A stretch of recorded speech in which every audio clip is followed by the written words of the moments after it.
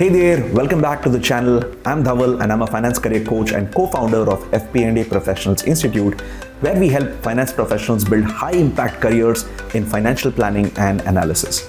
And today's video is especially for those of you who are saying, I want to break into FP&A, but I don't have prior FP&A experience. Or I've worked in accounting or audit, but I've never done formal budgeting or forecasting. What should I put on my resume? Well, you're at the right place because today we are talking about what recruiters are really looking for in an FP&A resume, even if you're just getting started. Let's get into it. First, the good news. You don't need a previous title that says FP&A Analyst to land an FP&A role. What matters more is how you present your skills and experience, even if it comes from other areas like audit, accounts, MIS, or finance operations. The secret: highlight transferable experience, show your ability to work with data, emphasize curiosity and commercial awareness and problem solving. So what are recruiters looking for? Let's break this into 5 key things you can still include even if with low or no FP&A experience. First, transferable tasks and exposure. Maybe you haven't led a budget cycle, but you might have worked on monthly financial reports, analyzed some costs or variances in your department, helped your manager prepare MIS reports or dashboards, pull together data for some planning discussions. If yes, that's relevant. Say things in your resume like assisted in preparing monthly spend reports for 3 departments, analyzed cost trends and highlighted anomalies for review, supported business unit in planning headcount costs. Small analysis-oriented tasks matter.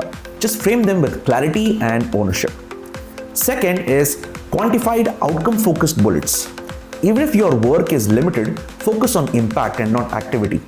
Instead of helped with reports, say, created monthly report tracker that reduced manual errors by 30%. Or work with AP team to reconcile vendor costs across 3 cost centers. This shows initiative, attention to detail and ownership, all of which FP&A hiring managers love. Third, your analytical mindset. You don't need a fancy title to show that you can think like an analyst.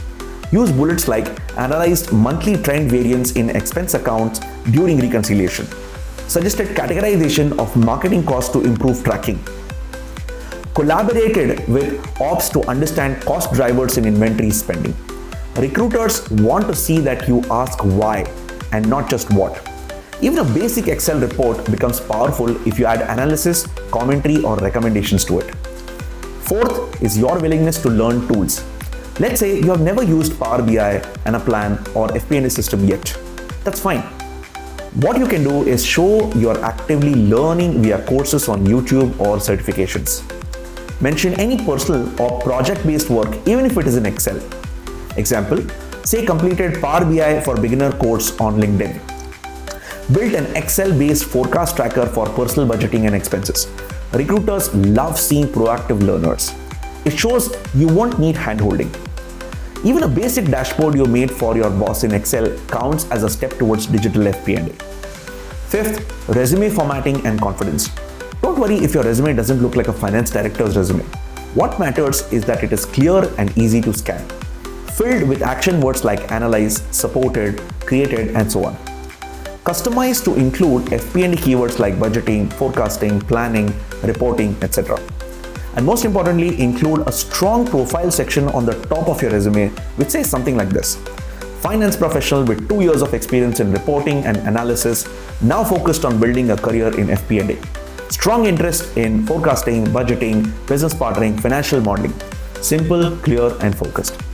Final advice: look, nobody is born with FP&A experience. Every senior FP&A leader you see out there started with small tasks, limited exposure, and the same doubts that you are having right now. But what sets successful candidates apart is how they present what they have done, how they show curiosity about the business, and how they demonstrate the willingness to learn fast. You're not being judged for what you don't know, but for what you are ready to learn next. Here's a bonus tip. In FP&A Masterclass course offered by FP&A Professionals Institute, we have covered all the essential topics like budgeting, forecasting, management reporting, data storytelling, business partnering, and much more in an easy format with practical examples. Do check it out and get ready to work in your dream FP&A job. If this video helped you, Like it, share it with someone who's trying to break into FP&A, and subscribe to the channel for more tips like this. Thanks for watching, and I'll see you in the next video.